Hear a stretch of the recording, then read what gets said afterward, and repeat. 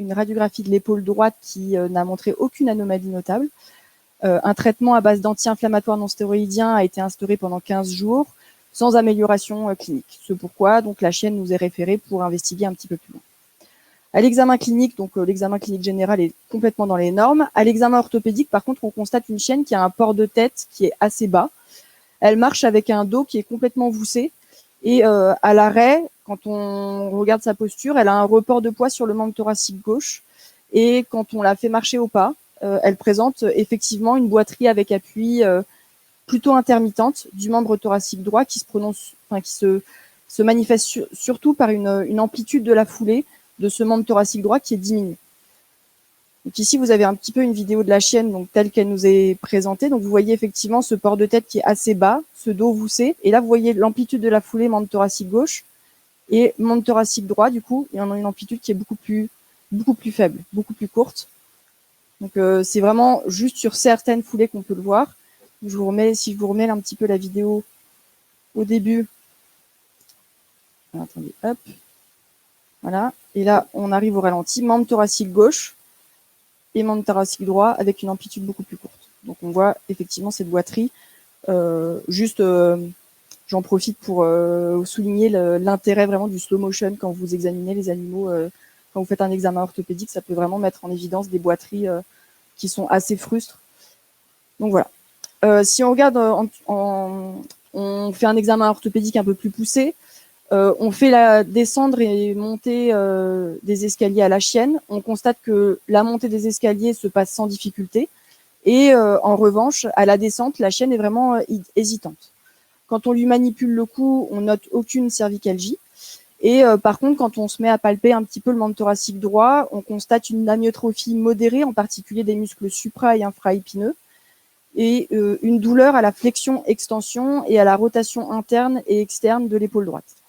Et on a également un test du biceps droit qui est positif, c'est-à-dire que quand vous faites une extension du coude et une flexion de l'épaule, vous mettez en tension du coup la partie proximale du tendon du muscle biceps brachial. Et donc cette position-là fait mal à la chienne. Et en plus, quand vous venez palper le tendon à l'endroit où il passe au niveau de la coulisse bicipitale, ça lui fait encore plus mal. Donc du coup, on décide de réaliser quelques examens complémentaires. Donc face à cette première présentation clinique, nos principales hypothèses diagnostiques sont d'abord une tendinite bicipitale par rapport à ce test du tendon qui est positif, une instabilité de l'épaule, parce qu'on sait que c'est aussi une cause assez importante de boiterie du membre thoracique droit avec une douleur à la manipulation de l'épaule, une hernie discale cervicale latéralisée à droite, attention à ne pas oublier aussi des hypothèses comme ça, et on pourrait aussi inclure la fracture et les luxations de l'épaule, mais ça a plus ou moins été écarté par le vétérinaire traitant avec la radiographie qu'il a réalisée 1 mois auparavant. J'en profite aussi pour souligner ici vraiment les difficultés qu'on a à faire la distinction entre affection coude et affection épaule. Donc c'est vraiment important parce que notamment quand vous faites le test du tendon, vous mettez en flexion l'épaule, en extension le coude, mais du coup aussi vous mettez en tension la partie aussi distale du muscle biceps brachial, et si vous avez une anomalie au niveau du coude, ça peut aussi faire mal. Donc attention à ça. Donc on décide ensuite de réaliser des examens complémentaires pour un petit peu investiguer la cause de cette boiterie. Donc premier examen complémentaire réalisé, c'est une radiographie, donc 2 clichés obliques comme d'habitude, face, profil. Sur la radiographie de face, on note pas beaucoup d'anomalies notables. Par contre, sur la radiographie de profil, vous voyez qu'on a une subluxation de l'épaule droite. Si on regarde un petit peu là, je vous ai mis l'épaule gauche de la chienne qui est normale. Vous voyez effectivement que au niveau de l'épaule gauche, on a une congruence qui est assez bien respectée, avec la tête humérale qui épouse bien la cavité glénoïdale, alors que sur l'épaule droite, vous avez donc une congruence qui est moins bonne, avec on a l'impression qu'on a un espace articulaire qui est beaucoup plus grand au niveau de cette épaule. On continue ensuite les examens complémentaires, et notamment par rapport à cette hypothèse qu'on avait de tendinite bicipitale, on réalise une échographie. L'échographie confirme ce qu'on avait à l'examen orthopédique, à savoir une amyotrophie assez importante du muscle supra- et infraépineux, mais aussi des muscles deltoïdes et subscapulaires. ici sur les, je sais pas si, voilà, on voit ma souris. Donc ici, vous avez une coupe transversale du tendon du muscle biceps brachial à l'endroit où il passe, enfin au niveau de la coulisse bicipitale. Vous voyez que donc ici, cette structure un peu ovalaire, c'est le tendon du muscle biceps brachial et donc normalement, il est entouré dans une gaine. Et vous voyez qu'on a un milieu qui est un petit peu anéchogène qui l'entoure. Donc ça, c'est du liquide synovial qui est présent en quantité un peu plus augmentée. Donc du coup, on peut conclure à une ténosynovite sur la simple base de cette image. Quand on regarde une coupe longitudinale, on voit que cependant, les fibres du tendon, il n'y a pas de désorganisation vraiment marquée de ces fibres du tendon. Et quand on se concentre un petit peu sur l'échographie de l'articulation de l'épaule, on constate qu'on a vraiment un épanchement synovial et une augmentation de l'espace articulaire qui donc est en faveur d'une instabilité de l'épaule. Donc chez cette chienne, avec l'examen échographique, on confirme les hypothèses de tendinite du muscle biceps brachial et d'instabilité de l'épaule. Il y a quand même un scanner qui a été réalisé pour écarter cette hypothèse de hernie discale cervicale qui ne montre absolument aucune anomalie. Donc, pour rappel un petit peu, voilà comment s'articule l'articulation de l'épaule. Et quand on parle d'instabilité de l'épaule, du coup, on va aller s'intéresser principalement aux ligaments gléno-huméraux latéral et médial. Donc ici, vous avez le ligament gléno-huméral médial qui, en fait, a une forme en Y, avec une branche crâniale et une branche caudale qui se réunissent et qui viennent ensuite s'insérer sur le tubercule mineur. Et en latéral, vous avez le ligament gléno-huméral latéral qui, lui, forme juste une seule bande. Donc, il n'y a pas de branche crâniale, ni de branche caudale. Et il vient s'insérer donc tous les deux donc sur le labrum, ici face médiale et ici pour le gléno-huméral latéral, face latérale, et au niveau ensuite du tubercule majeur.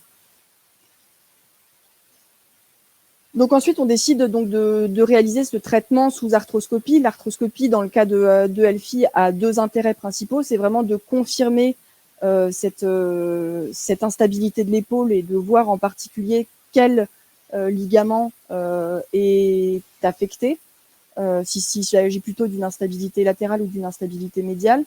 Même si donc chez cette chienne, en fait, on avait quand elle était sous sédation, on a fait des angles d'abduction qui étaient plus ou moins normaux. Donc, on commence par faire une arthroscopie avec une exploration du compartiment médial. Donc, pour rappel, pour faire cette exploration du compartiment médial, on fait une arthroscopie de l'épaule assez classique, avec mise en place d'un port optique du côté latéral. Et la mise en place de ce port nous permet d'objectiver, ici, vous avez du coup la glène. Ici, vous avez la branche crâniale du ligament gléno-huméral médial.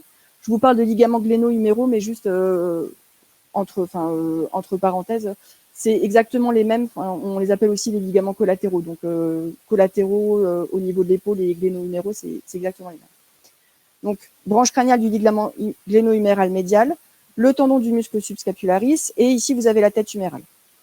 Dans le cas particulier de cette chienne, vous voyez que on a quand même quand on explore le compartiment médial, une synovite qui est assez importante, puisqu'on a des villosités qui sont assez inflammatoires. Ici, vous voyez que on a pas mal de villosités qui sont mises en évidence et qui sont assez roses. Et quand on vient palper la branche crâniale du ligament gléno-huméral médial, on note que cette branche est intacte. Donc on est assez surpris parce que faut savoir que quand on a des instabilités de l'épaule, on a surtout des instabilités médiales. Et donc du coup, on se dit ça vaut le coup, étant donné l'examen clinique qu'on avait, d'aller explorer le compartiment latéral. Pour justement explorer le compartiment latéral, là, il va falloir mettre en place un optique du coup du côté médial. Donc dans le cas particulier de cette chaîne, ça a été réalisé par technique qu'on appelle inside out. Pour aller explorer le compartiment latéral et pour mettre cette optique en médial, on est obligé du coup de positionner la chienne en décubitus dorsal et de lui suspendre le membre. Donc ce qui est réalisé dans le cas de cette chienne en particulier, donc on fait d'abord une entrée assez classique sous arthroscopie par voie latérale, donc avec l'animal qui est en décubitus latéral, vous mettez en place votre port optique du côté latéral. Et ensuite, donc on vient replacer l'animal en décubitus dorsal, lui suspendre le membre, Et donc là, on a réalisé chez cette chienne, je vous ai parlé de technique inside out, qui consiste en fait, une fois qu'on est dans l'articulation de l'épaule, vous venez avec votre optique vous mettre juste contre la capsule articulaire du côté latéral. Donc là, on est à l'intérieur de l'épaule, hein, et là, vous avez la capsule articulaire de l'autre côté. Vous retirez juste votre optique, vous gardez du coup entre guillemets, le manche qui vous permet de protéger l'optique, et à l'aide de ce manche, vous insérez une broche que vous faites sortir en médial. Et du coup, ça vous permet ensuite de switcher le port optique du côté latéral et de le faire passer en médial. Quand on examine le compartiment latéral, c'est là où on a les plus grosses lésions. Ici, donc, vous avez la tête humérale, la glène et le labrum. Et vous voyez ici que le labrum est complètement abrasé chez cette chienne. Et surtout, ici, vous avez un ligament gléno-huméral latéral qui est intact. Et vous voyez que chez cette chienne, on a une rupture du ligament gléno-huméral latéral au niveau de son site d'insertion sur la glène humérale. Sur la glène. Donc, du coup, on entreprend de réparer ce ligament par une technique vidéo assistée. Donc, on utilise ce guide Artrex avec l'embout cranté. Donc, l'optique est positionnée du coup du côté médial et le port instrumental du côté latéral. Par le port instrumental, on insère ce guide jusqu'au niveau de ici du site d'insertion du ligament gléno-huméral latéral, donc au niveau de la glène. Donc on le met en place et ensuite on utilise, une fois qu'on est bien ancré dans l'os, on fore ce site d'insertion à l'aide d'une petite broche.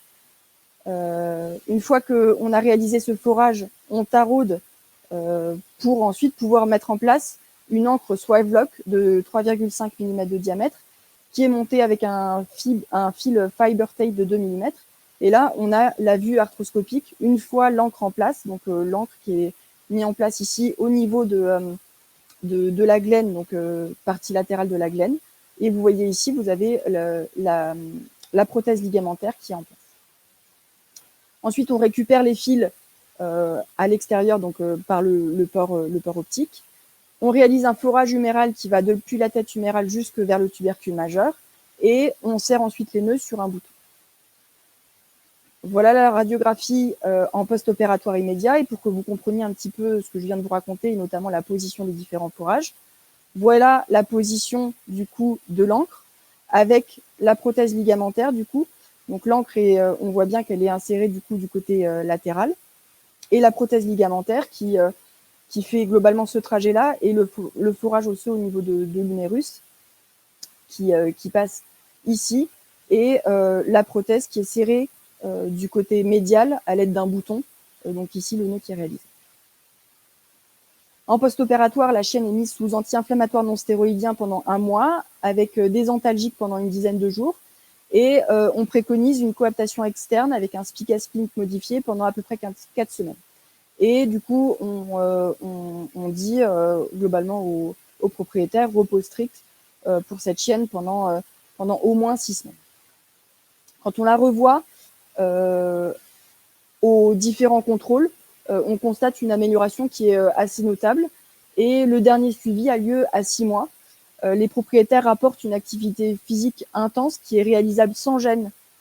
Et à l'examen orthopédique notamment, on note aucune boiterie, et contrairement à ce qu'on avait lorsqu'on a vu pour la première fois cette chienne, l'épaule droite, toute la manipulation, que ce soit en flexion-extension ou en rotation interne et rotation externe, est non douloureuse. Et ici, quand on regarde le suivi radiographique à 6 mois, on constate qu'on a toujours donc ce bouton qui est présent, le forage ici au niveau de la tête minérale, et apparemment, sur la radiographie, aucun signe en faveur d'un déplacement des implants.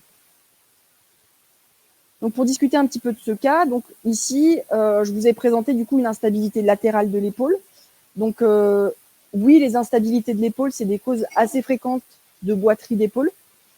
Et en fait, ces boiteries d'épaule, elles sont souvent liées à des lésions capsulo-ligamenteuses, mais le plus souvent, c'est les lésions médiales qui sont beaucoup plus faciles à diagnostiquer, puisque en fait, ces lésions médiales, elles sont mises en évidence par la réalisation, du coup, je vous ai parlé tout à l'heure d'angle d'abduction.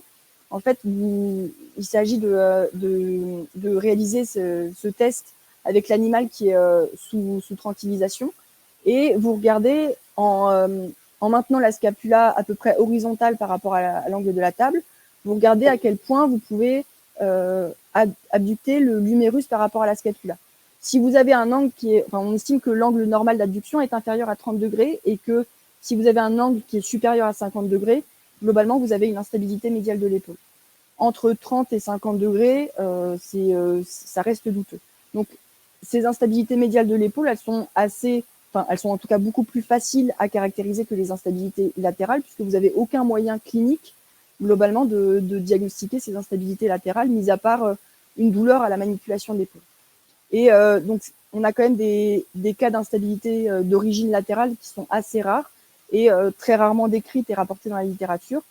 Mais il faut cependant ne pas oublier ces instabilités latérales. Donc, c'est bien important quand vous vous lancez dans une exploration, notamment des anomalies de l'épaule sous arthroscopie.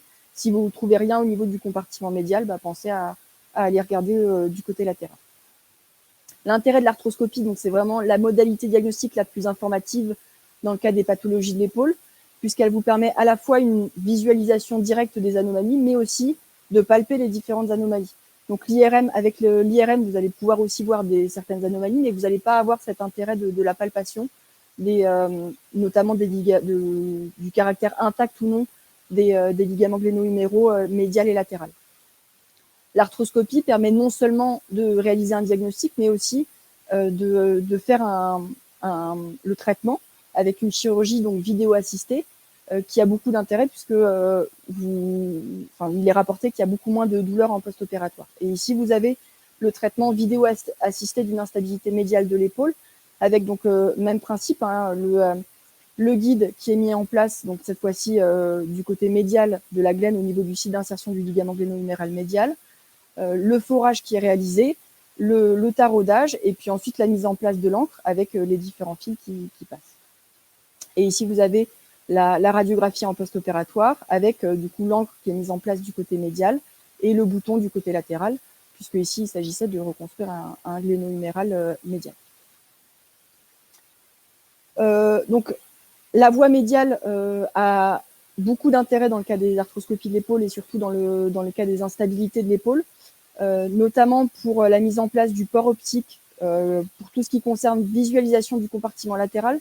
Vous allez pouvoir explorer en mettant en place un port du côté latéral typiquement. Vous allez pouvoir explorer et très peu, enfin pas dans son intégralité, le compartiment latéral. Donc vraiment, si vous voulez examiner en totalité ce compartiment, vous avez un intérêt à mettre en place ce port optique du côté médial. Et pour le port instrumental, il a un intérêt du coup pour réparer le compartiment médial. Donc vraiment, la mise en place de ce port à la fois en latéral et en médial avec le positionnement de ce chien du coup en décubitus dorsal, membre suspendu, vous permet non seulement de traiter, là on a vu les instabilités latérales, mais aussi les instabilités médiales. L'avantage, c'est vous augmentez l'espace de travail médialement et vous avez du coup un port en médial et un port en latéral. Par contre, souvent vous travaillez avec une orientation qui est inversée et le fait de travailler membre suspendu, ça diminue quand même l'espace de travail latéralement. Donc, commencez quand même par réaliser une arthroscopie de l'épaule classique avec la mise en place d'un port optique en latéral. La création du port médial, donc on l'a vu avec cette technique, vous pouvez, avec ce cas clinique, du coup, vous pouvez réaliser une technique inside out, c'est-à-dire que vous mettez en place d'abord un port en latéral, puis vous faites sortir la broche et ensuite vous switchez du côté médial.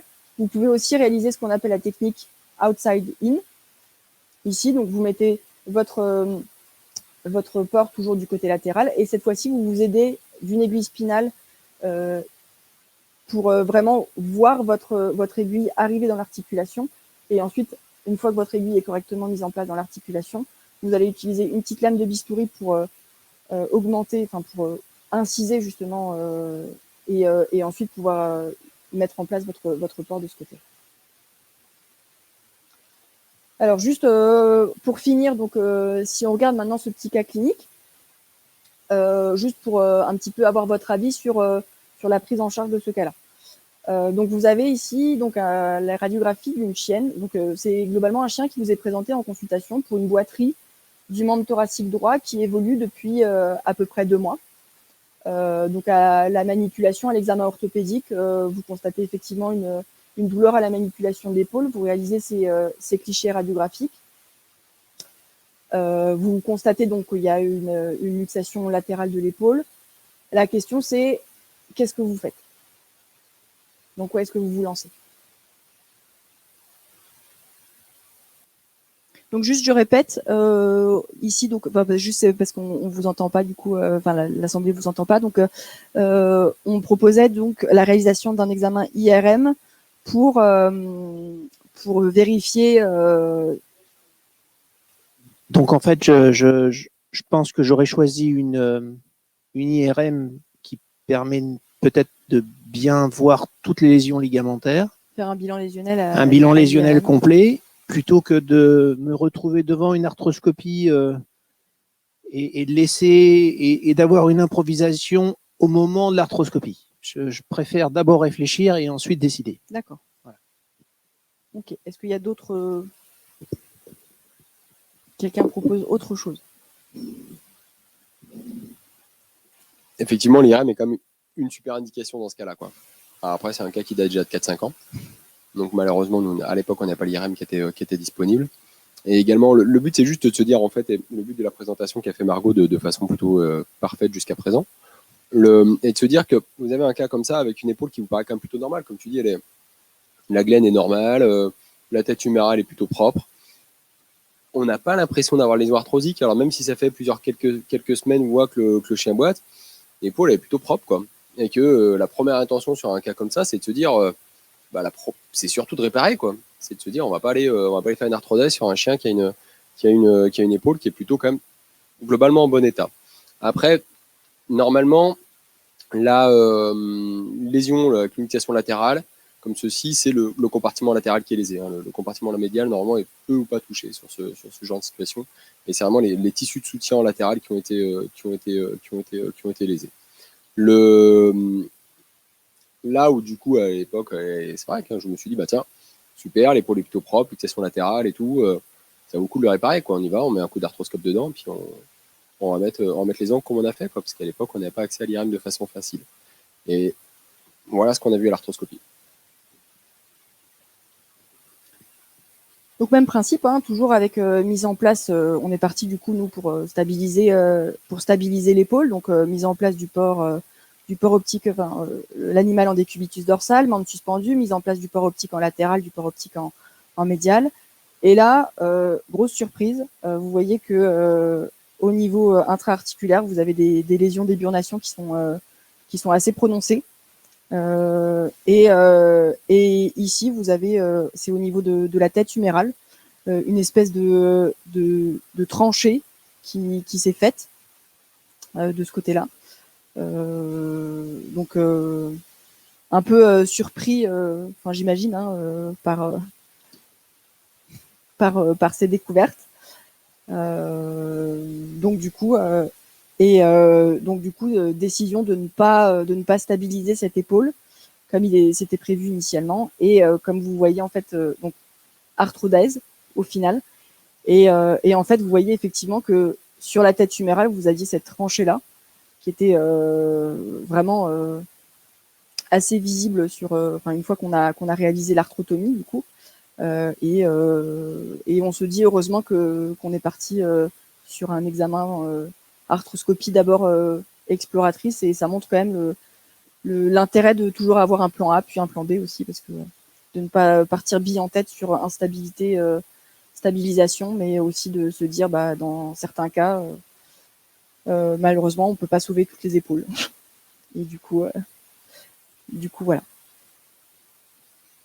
arthrodèse dans le cas présent. C'était juste pour revoir la radio initiale de ton cas, la radio de face de l'épaule. En fait, quand on regarde la radio de face de l'épaule, on a l'impression qu'il y a une instabilité médiale. Oui. On est d'accord? Oui. Moi, si je dis au client, je vais lui dire qu'il y a une instabilité médiale, qu'il n'y a pas une instabilité latérale. Alors, ma question, c'est est-ce qu'on peut faire une radio? Parce que je ne sais plus ça, j'ai oublié.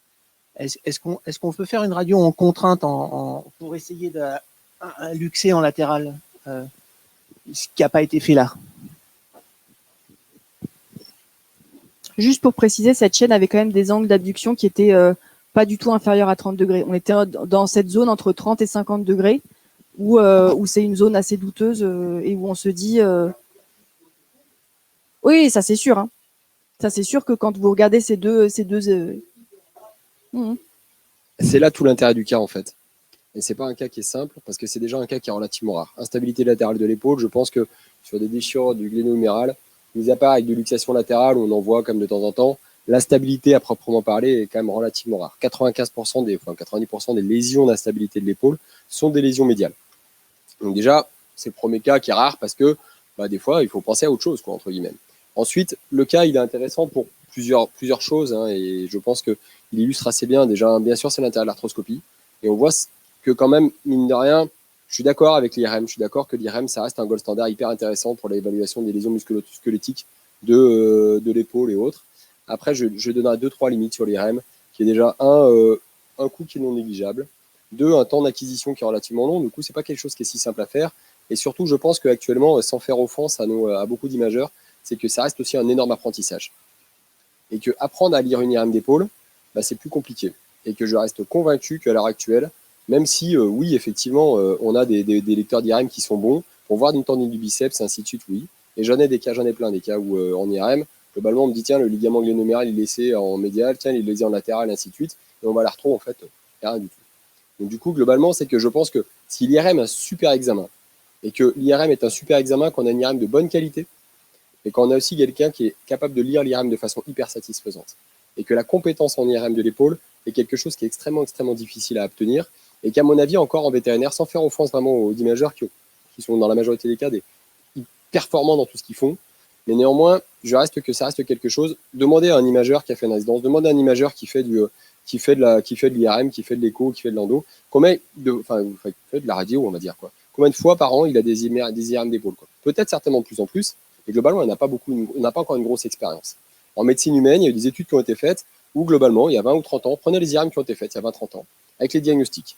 Elles ont été relues à la lumière de la progression des connaissances et à la lumière surtout de la compréhension des éventuels artefacts liés à l'IRM et ainsi de suite. On s'est rendu compte qu'il y a 10 ou 20 ans, potentiellement, vous avez 20 à 30% d'erreurs dans le diagnostic. Uniquement parce qu'on ne comprenait pas bien la pathologie, on ne comprenait pas bien finalement les images qui étaient présentes avec l'IRM. Et que du coup, oui, c'est super, mais attention à limiter, à avoir un IRM de haut champ, ça c'est la première importance, et 2, avoir des gens qui sont derrière qui sont hyper bons pour lire l'IRM.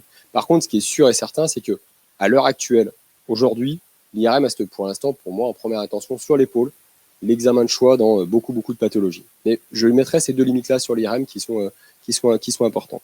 Ensuite, l'autre intérêt de ce cas-là, et c'est pour ça que le but, il est là aussi de se présenter ces cas-là, le but, c'est pas de présenter des cas toujours tout simples et tout, et qui coulent toujours de l'eau, c'est de dire que l'épaule est à l'heure actuelle certainement l'articulation qui est la plus difficile à diagnostiquer. Je pense que tu es assez d'accord là-dessus, que c'est dans le diagnostic déjà clinique, où quand tu vois un chien marcher, boiterie de l'épaule, boiterie du coude, ça ressemble comme deux gouttes d'eau, que malheureusement l'évaluation orthopédique de l'épaule est compliquée parce que c'est une articulation qui est difficile à manipuler uniquement seule, et que du coup, forcément, s'il a un peu mal au coude, on manipule, on a l'impression que c'est le coude, on a l'impression que c'est l'épaule, et machin, ainsi de suite, et que la stabilité de l'épaule est également extrêmement difficile à appréhender.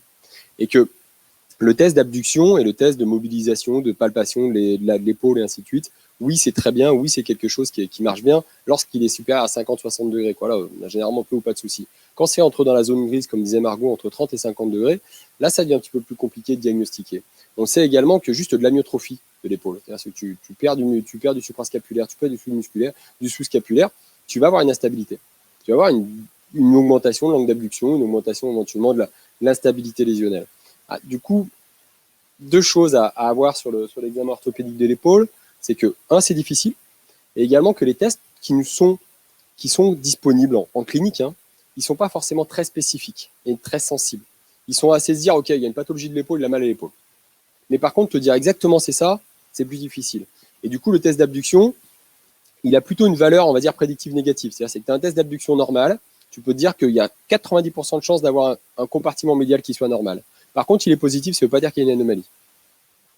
Ça, premier point. Deuxième point, également le test du biceps. Le test du biceps, on dit, ouais, super, il a mal quand on fléchit l'épaule, on étend le coude, super, il a un test du biceps positif, il a une tendine du biceps. Malheureusement, ce qu'on sait, c'est que le test du biceps, là aussi, pareil, il n'est pas très spécifique d'une lésion du biceps. Il est spécifique d'une lésion du compartiment crânial de l'épaule. Ce qui veut dire que malheureusement, ça veut tout et rien dire, quoi. D'où l'importance d'avoir des examens complémentaires qui soient adaptés à tout ceci. Et effectivement, je suis complètement d'accord avec toi, l'IRM est un truc qui est fantastique pour tout ceci, avec les deux limites que j'ai données, qui est la qualité, à la fois de la machine et à la fois des personnes qui sont derrière. Ça, c'est quand même quelque chose qui est hyper important. Et il y a vraiment je pense que l'épaule, c'est l'articulation où actuellement on a quand même le plus de progression à faire, tant dans l'évaluation, mais également dans la thérapeutique et dans tout ce qui tourne autour de cette épaule-là. C'est vraiment quelque chose qui est difficile. Et la fin, entre guillemets, sur les derniers cas, c'était également de pouvoir dire, attention, on est des fois surpris par la réalité. Et la radio est quand même très peu sensible pour l'évaluation des lésions cartilagineuses, et que l'arthroscopie ou l'IRM effectivement reste hyper important. Et comme le dit Margot, il faut être possibilité d'avoir la possibilité de changer de plan au moment ou à un autre, et que à l'heure actuelle, dans mes mains, je trouve que j'aime bien l'arthroscopie, et du coup, j'avoue que j'évalue beaucoup des points d'arthroscopie, quoi. Et que par contre, ce qu'il faut vraiment garder en tête aussi également, c'est que l'arthroscopie de l'épaule, il y a pendant, si vous prenez les textbooks les premiers textbooks sur l'arthroscopie qui a été fait par Brian Bill, globalement, vous avez peu ou pas il n'y a quasi aucune information sur le compartiment latéral de l'épaule sur le textbook, quoi. Et que les voies d'abord latérales, les voies d'abord qui nous permettent d'avoir un accès sur le compartiment latéral sont relativement récents en fait en description, et que en fait l'articulation de l'épaule, il n'y a pas que d'aller regarder ce qui se passe en médial, quoi, et que parfois c'est autre chose et que c'est pas si simple que ça. Sur le test diagnostic radiographique, il a été décrit des tests d'abduction en radiographie pour mettre en évidence une éventuelle instabilité médiale de l'épaule, qui reste assez difficile à réaliser, parfois pas toujours si répétable que ça. Il n'y a pas de test d'adduction qui permette en évidence une instabilité de l'épaule. Sur ce chien, ce qu'on avait, c'est qu'on avait l'impression qu'il y avait une sorte de signe du tiroir qui était présent. Alors pas le signe latéral, le signe du tiroir sur l'épaule aussi, globalement, l'évaluation et l'interprétation est extrêmement difficile. Et que la sensibilité des tests, la spécificité de l'épaule, il faut quand même vraiment être précautionneux et se dire que oui, il y a une pathologie de l'épaule, de dire c'est une compartiment médial, c'est un turn du biceps, rien qu'à l'examen orthopédique. Faut être un petit peu précautionneux là-dessus. Ça, c'est vraiment quelque chose qui est difficile. Et faites attention aussi au diagnostic effectivement de ténosynovite, ténosynovite. L'écho, à mon avis, un examen qui est hyper facile et qui permet de mettre en évidence des ténosynovites du biceps assez facilement. Les difficultés vraiment cliniquement de dire ouais, c'est le biceps qui fait mal, et c'est vraiment ça qui l'embête. Et qu'en fait, également aussi à l'écho, dès que vous avez une pathologie de l'épaule, vous allez trouver un petit épanchement autour du biceps, quoi. Donc l'importance de l'évaluer également le biceps en lui-même, c'est-à-dire est-ce que vous avez des fibres qui sont rompues, est-ce qu'il n'y a pas de fibres qui sont rompues, est-ce que vous avez l'impression d'avoir une hypoïcogénicité du biceps, et ainsi de suite. Donc c'est pas juste dire il y a un peu d'épanchement, il y a un peu de ténosynovite autour du biceps pour conclure d'avoir une ténosynovite à mon avis, et que potentiellement cette ténosynovite, ou du moins cet épanchement, il est potentiellement uniquement secondaire à une pathologie de l'épaule associée. Et ça, c'est quelque chose qui est quand même assez délicat. Après, pour une remarque juste pour vous, on parle pas de manche, hein, pour l'arthroscopie, c'est une chemise d'arthroscopie qui permet de mettre l'arthroscope dedans. C'est juste pour un détail. Que je m'excuse pour les dernières images d'arthroscopie, elles sont pas d'une qualité incroyable, elles sont un peu anciennes. On a fait ça avec une colonne qui n'était pas de super qualité. Hein, donc du coup, c'était pas une AirTrack, c'est ça. Donc, ouais. Du coup, l'intérêt aussi de l'épaule, et là, on a vu aujourd'hui, pour ceux qui étaient présents à la formation du jour sur les ancres, vous voyez que du coup, les ancres, elles sont hyper intéressantes dans les pathologies de l'épaule, parce qu'il y a quand même une grosse pathologie liée à l'instabilité, quoi. Et que ce soit des ancres vissées, que ce soit des ancres avec du tape ou avec autre, ça permet quand même de traiter une grosse partie de ces instabilités-là avec difficulté, et que pareil que chez l'homme, à l'heure actuelle, on développe de plus en plus du mini-invasif, et on essaye d'avoir des abords le moins traumatiques possible pour ces stabilisations de l'épaule. Mais ça reste quand même quelque chose qui est encore délicat, tant dans le diagnostic que la thérapeutique. Est-ce que vous avez d'autres questions? Je ne sais pas s'il y a des questions sur le chat ou pas du tout. Non, pas du tout, c'est que tout le monde est mort en fait. Il n'y a plus personne derrière l'écran. C'est pas de ta faute, hein, Margot, parce que c'était super, merci beaucoup en tout cas. Pardon, excuse-moi, oui.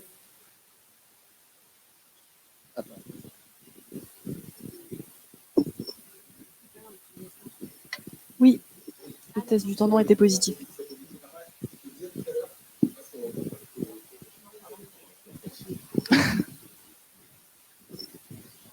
Ouais. Donc c'est hyper Covid. Faut pas enregistrer ça. Ce que je disais tout à l'heure, c'est qu'en fait, le test du biceps, il n'est pas spécifique potentiellement d'une simple ténosynovite du biceps. Il est spécifique, on va dire, d'une pathologie du compartiment crânial de l'épaule. Il y a un super article qui a été fait là-dessus sur les sensibilités, spécificités des différents tests qui sont présents sur l'épaule, qui doit dater 2 minutes par 2 vites, et vraiment qui est super intéressant à lire là-dessus, et qui montre qu'en fait le test du biceps, il a une chance de montrer qu'il y a une pathologie du compartiment crânial, de dire que c'est une tendine du biceps, c'est difficile. Et pareil, il montre également que le test d'abduction, il est fiable quand il est négatif, quand il est positif, c'est pas si fiable que ça.